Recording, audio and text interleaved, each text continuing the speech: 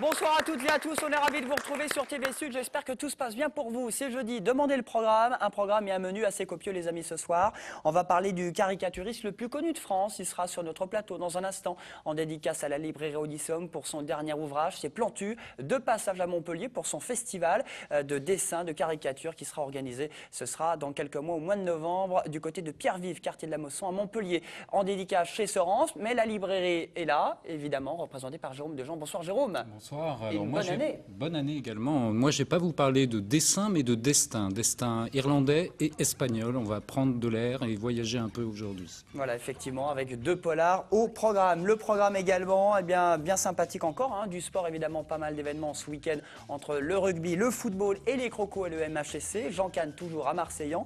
Et puis, évidemment, le festival de flamenco, ça a commencé à Nîmes hier. Le programme dans un instant. Tout de suite, voici les titres, le flash avec la rédaction de TV Sud.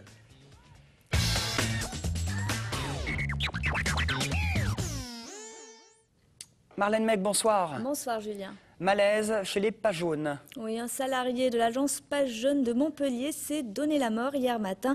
Le quinquagénaire aurait envoyé un email dénonçant une surcharge de travail avant de se pendre à son domicile. Malgré ce message, syndicats et direction de Pages Jaunes déclarent par ailleurs rester très prudents quant au lien qui pourrait exister entre ce suicide et les conditions de travail de ce quinquagénaire.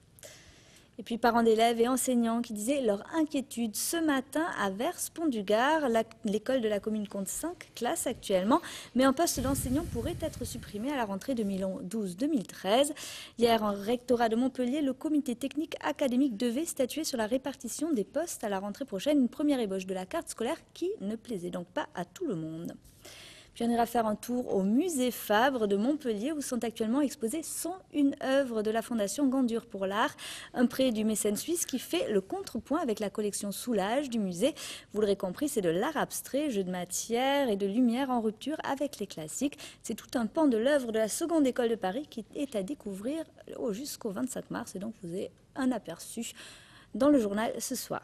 Très bien. Après l'abstrait, le concret, la météo pour vendredi, Marlène. Un très beau soleil dès le matin. Demain, côté température, ça reste frais au lever du jour. Donc des températures comprises entre 1 et 6 degrés seulement. L'après-midi, le soleil est toujours très présent. Ça se rafraîchit un petit peu. 9 degrés à Bagnols-sur-Cèze, 11 à 7, 12 à Nîmes et 13 à Lunel. Merci beaucoup, Marlène. À tout à l'heure. Bonsoir Jacques. Bonsoir. Jacques Breuil, merci beaucoup d'être avec nous pour parler de voitures, de beaux châssis, de belles cylindrées. C'est à Palavas-les-Flots. Vous êtes de l'association ASAC et l'association sportive automobile de Montpellier et du Pic Saint-Loup. Vous organisez bien votre rendez-vous automobile à la Salle Bleue de Palavas samedi et dimanche, 3e édition.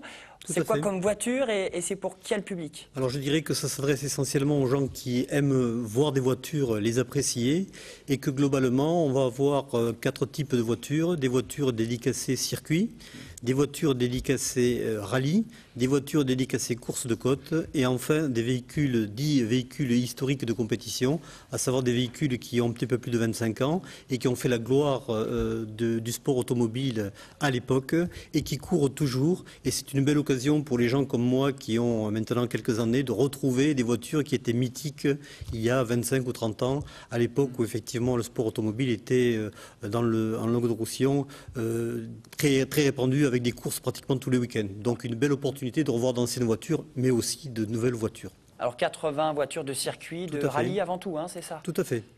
Donc effectivement un choix relativement large, avec quelques vedettes, en particulier la Peugeot 908 HDI, la Porsche 997 GT3R qui est championne de France de GT, et puis d'autres voitures aussi qui présentent des intérêts non négligeables, des Ferrari, des Porsche, des voitures classiques de rallye, et puis je dirais de quoi se régaler pour les amateurs d'automobile en général. Jérôme, vous aimez les belles cylindrées? J'aime bien les belles voitures, les voitures anciennes, justement. Les voitures de collection, c'est quelque chose d'assez particulier. Il y a de l'histoire, il y a la voiture, il y a tout qui se mélange. Je dirais que là, on n'est pas dans le contexte de la voiture de collection, parce qu'en fait, les voitures dites véhicules historiques de compétition, ce sont des voitures qui courent toujours. Donc la voiture de collection, par définition, on la protège, on la sort uniquement que dans les grandes occasions. Là, c'est des voitures qui ont l'occasion encore, pour ce qui est des voitures historiques de compétition, de s'affronter régulièrement sur les routes et sur le circuit durant les compétitions pendant la saison. Nicolas Delprat, vous avez une belle voiture? J'ai une voiture. Une voiture déjà. Déjà. Mais c'est vrai que pouvoir voir d'aussi belles voitures et qui d'autant plus continuent à courir, bon, c'est toujours intéressant, quoi. Tout à fait. Alors qu'est-ce qui a motivé les organisateurs pour organiser cet événement et comment vous faites venir des si belles voitures à Palavas ce week-end? Parce que ça vient de toute la France. En fait, c'est l'intersaison au niveau du sport automobile, donc c'est l'occasion d'essayer de regrouper un certain nombre de voitures qui se sont affrontées pendant la saison de 2011 sur les routes et sur le circuit. C'est l'occasion de présenter ces voitures, de les faire admirer, parce que de plus en plus, le sport automobile devient un petit peu aseptisé et c'est très difficile de pouvoir accéder aux voitures dans le contexte des rallyes, des circuits et autres. Donc là, c'est un moyen finalement de voir de très près les voitures. Je ne dirais pas de les toucher parce que c'est pas la finalité non plus. On pourra se mettre dedans quand même les... Sur certaines, oui, mais c'est pas non plus la finalité parce qu'il y a quand même le respect de la voiture. Ces voitures ne sont confiées par des propriétaires, c'est les voitures qui vont courir encore la saison prochaine. Donc la finalité, c'est d'essayer de les respecter au maximum, mais on les voit de très près, ce qui n'est pas toujours le cas aujourd'hui dans le contexte des courses classiques en France. Pour ce salon de l'automobile, c'est donc samedi et dimanche, salle bleue de Palavas, c'est 5 € l'entrée. Avec une nouveauté, il y a une nocturne samedi soir. Voilà, une nocturne jusqu'à 23h. Globalement, nous accueillerons nos visiteurs de 9h à 18h30 avec cette nocturne le samedi soir, avec la possibilité d'avoir des moyens de restauration, une animation et bien entendu, au-delà des voitures, un certain nombre de stands qui ont tous trait au milieu de l'automobile. Et puis dimanche, il y aura une parade dans les rues de Palavas. Oui, à partir de 11h, il y a également une présentation de voitures dites de GT de prestige sur le parking extérieur et ces voitures défileront au sein des rues de Palavas à partir de 11h. Bon, Jacques, il y aura de la musique aussi, il y aura du bon son. Il y a une animation également, il n'y a pas de souci, avec une très bonne base, donc une animation, de quoi passer un très bon moment de convivialité pour les amoureux de l'automobile en général. Bon, Jacques, il adore les beaux châssis, les belles cylindrées, les belles carrosseries, les belles voitures. Nicolas, vous, c'est plutôt le mix et les platines? Oui, tout à fait. Donc, Nicolas Delprat, bienvenue, gérant et coproducteur, eh bien, notamment du DJ Family à Nîmes. Qu'est-ce que c'est DJ Family? Alors en fait, c'est le DJ Family Contest, plus précisément. Donc c'est un concours de DJ qui permet justement la découverte un petit peu de nouveaux talents. C'est vrai que maintenant, avec les nouvelles technologies, tout le monde peut s'improviser un petit peu DJ. Et ça permet donc, sous couvert justement d'un concours qui va être encadré par des professionnels, et un petit peu aux jeunes amateurs de se mesurer et donc, comme je vous ai dit, de découvrir des nouveaux talents. Et donc rendez-vous la semaine prochaine à Nîmes dans votre établissement qui est le bar Victor Hugo. Tout à fait. Pas très loin des arènes, c'est quand? Donc alors mercredi prochain, donc le mercredi 18, à partir de 15h, on fait ce qu'on appelle donc les qualifications. Donc tous les jeunes DJ qui veulent donc s'inscrire, on attaque à 15h. Donc 15h jusqu'à 20h, 21h, ce sera les qualifications qui permettront d'accéder donc le lendemain soir, jeudi 19, à partir de 20h, à la finale. Donc on aura 5 DJ retenus. Et qui se déroulera à Arles le lendemain d'ailleurs. Hein. Non, donc ça se passe toujours au Victor Hugo, la finale. Et en fait, les 5 finalistes décochent automatiquement une place sur le line-up donc, de la grosse soirée rouge qui aura lieu donc, le samedi 17 mars en Arles, donc au Patio, qui est une énorme soirée qui est avec une couverture médiatique sur 4 départements. Qui va attirer peut-être plus de 3000-3500 personnes comme l'année dernière. Donc si vous voulez, ça permet vraiment d'avoir une belle exposition et pourquoi pas de démarrer une carrière, comme ça l'a été pour ceux qui l'année dernière ont participé au concours. Alors tout le monde peut participer, tout à Nicolas, fait. comment ça donc se passe? c'est ouvert à toute tranche d'âge, tout style musical. Il n'y a pas réellement de limite, si ce n'est une limite de temps, donc 15 minutes. Pour montrer ce qu'on sait faire. Un set de 15 minutes. Un set de 15 minutes, voilà. Alors on vient avec ses platines, son matos, Non, il y a tout sur place. Hein. C'est préférable. Donc c'est équipé. Donc on peut venir donc avec une clé USB ou avec ses vinyles, puisque il y a encore quelques DJ, quelques irréductibles qui mixent avec les vinyles. Vous mixez à base de musique sur clé USB, sur ordi? Alors moi je m'amuse un petit peu à le faire sur clé USB, puisque maintenant c'est quand même beaucoup plus facile. Quand on achète les morceaux, de les stocker dans une clé USB. Mais on peut mixer sur smartphone maintenant. On peut aussi mixer sur smartphone. Il y a des applications assez fabuleuses, mais ceci dit, ça n'enlèvera jamais le côté animation que peut avoir un DJ, car animer une soirée, c'est pas donné à tout le monde et c'est pas aussi facile que ce que l'on pense. Bon, DJ Family, mercredi prochain, donc bar le Victor Hugo à 2 pas des arènes. À partir de 15h, on peut s'inscrire, on vous appelle, on envoie un petit mail, Facebook. Par Facebook, directement en appelant au bar le Victor Hugo, ou même en se présentant éventuellement au dernier moment, à partir de 15h, le mercredi, et la finale donc le jeudi à partir de 20h, devant un public déchaîné, et surtout des jurys quand même, et ça c'est important de le préciser, qui sont des acteurs assez importants dans le milieu de la nuit dans la région. Ça va être des DJ, des patrons d'établissements, des directeurs artistiques. Donc c'est quand même quelque chose qui est pris au sérieux et qui peut permettre, pourquoi pas, une nouvelle carrière. Puis c'est un tremplin pour les DJ. Oui.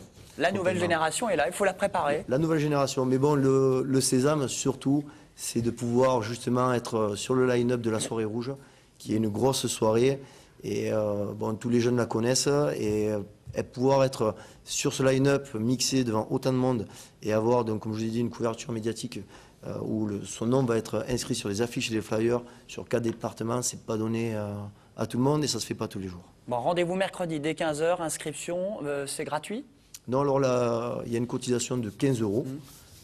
C'est histoire de rendre l'inscription un peu plus sérieuse, puisque bon, les premières années, il y avait beaucoup d'inscriptions au téléphone, puis au final de gens qui ne venaient pas. Donc là, en versant les 15 €, ça monte une motivation. Il y a une certaine motivation. Voilà. Bon, derrière, il y a les consommations qui sont offertes toute l'après-midi, bien entendu. Et puis il y a une bonne ambiance dans ce bar musical aussi. Il faut du public pour assurer tout ça. Exactement. Bon, il y aura peut-être Stéphane. Bonsoir Stéphane. Bonsoir. Étudiant, vous allez en boîte de nuit de temps en temps? Ça m'arrive. Ça vous arrive après les cours. On vous retrouve dans un instant pour parler du symposium à la Grande Motte. Mais tout de suite, on tourne la page, on parle lecture avec la chronique littéraire. C'est maintenant.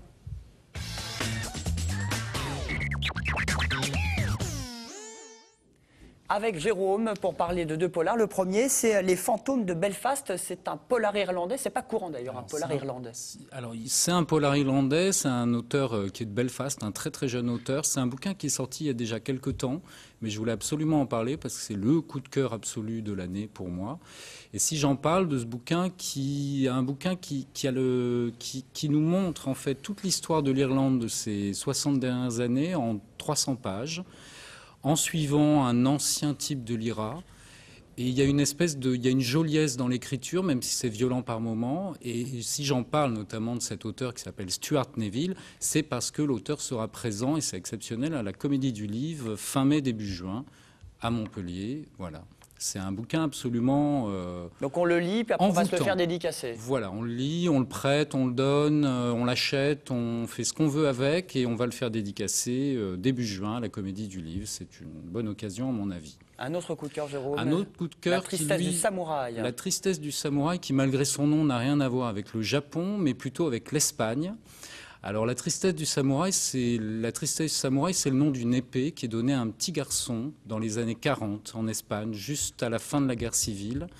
Et cette épée, ce petit garçon, on va les retrouver comme ça. En fait, il y a un drame initial, ça se passe juste à cette année-là, en 41, et on va suivre en fait 3 familles et 3 générations jusqu'aux années 81 où il y a eu une tentative de putsch en Espagne. Donc c'est à la fois un roman historique, c'est un vrai roman noir.